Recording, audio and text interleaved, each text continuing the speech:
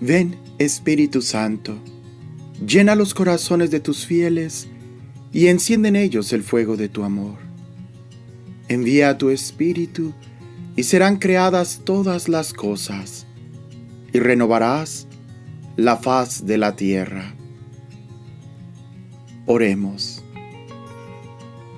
Oh Dios, que has instruido los corazones de tus fieles con luz del Espíritu Santo, concédenos que sintamos rectamente con el mismo Espíritu y gocemos siempre de su divino consuelo. Por Jesucristo, nuestro Señor. Amén. Número 2578 del Catecismo de la Iglesia Católica. David y la oración del Rey. La oración del pueblo de Dios se desarrolla a la sombra de las moradas de Dios, el arca de la alianza y más tarde el templo. Los guías del pueblo, pastores y profetas, son los primeros que le enseñan a orar.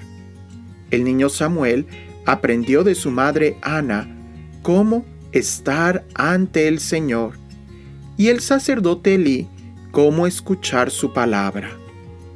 Habla, Señor, que tu siervo escucha. Más tarde, también él conocerá el precio y la carga de la intercesión. Por mi parte, lejos de mí pecar contra el Señor, dejando de suplicar por vosotros y de enseñaros el camino bueno y recto. David es, por excelencia, el rey según el corazón de Dios, el pastor que ruega por su pueblo y en su nombre, aquel cuya sumisión a la voluntad de Dios, cuya alabanza y arrepentimiento serán modelo de la oración del pueblo. Ungido de Dios, su oración es adhesión fiel a la promesa divina, confianza cordial y gozosa en aquel que es el único Rey y Señor. En los Salmos, David, inspirado por el Espíritu Santo, es el primer profeta de la oración judía y cristiana. La oración de Cristo, verdadero Mesías e Hijo de David, revelará y llevará a su plenitud el sentido de esta oración.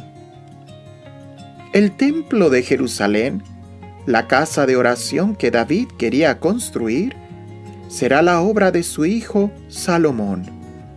La oración de la dedicación del templo se apoya en la promesa de Dios y su alianza, la presencia activa de su nombre entre su pueblo y el recuerdo de los grandes hechos del Éxodo.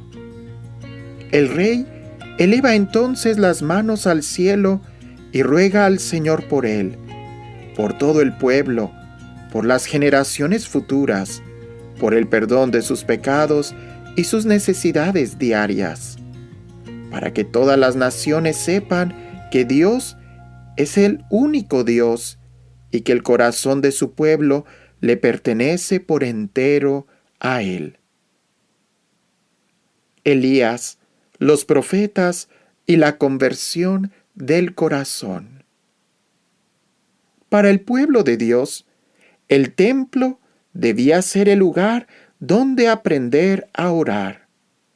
Las peregrinaciones, las fiestas, los sacrificios, la ofrenda de la tarde, el incienso, los panes de la proposición, todos esos signos de la santidad y de la gloria de Dios, altísimo pero muy cercano, eran llamamientos y caminos para la oración.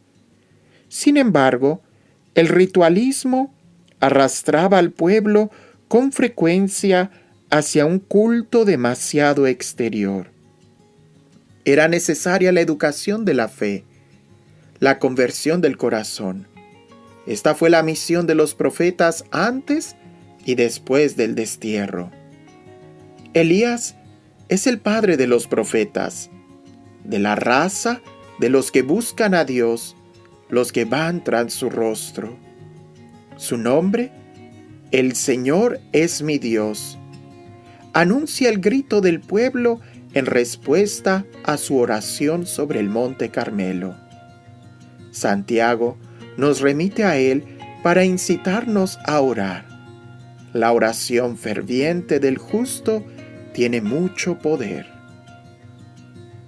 Después de haber aprendido la misericordia en su retiro en el torrente del Querit, Elías enseña a la viuda de Serepta la fe en la palabra de Dios, fe que confirma con su oración insistente. Dios devuelve la vida al hijo de la viuda. En el sacrificio sobre el monte Carmelo, prueba decisiva para la fe del pueblo de Dios, el fuego del Señor es la respuesta a su súplica de que se consume el holocausto. A la hora de la ofrenda de la tarde, respóndeme, Señor, respóndeme.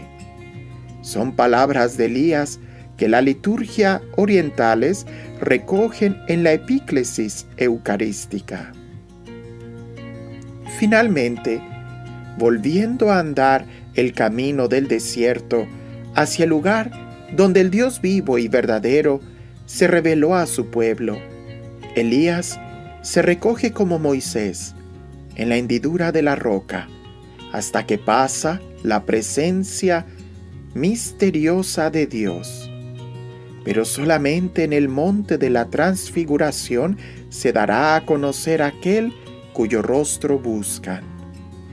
El conocimiento de la gloria de Dios está en el rostro de Cristo, crucificado y resucitado. En él, cara a cara, con Dios, los profetas extraen luz y fuerza para su misión. Su oración no es una huida del mundo infiel, sino una escucha de la palabra de Dios.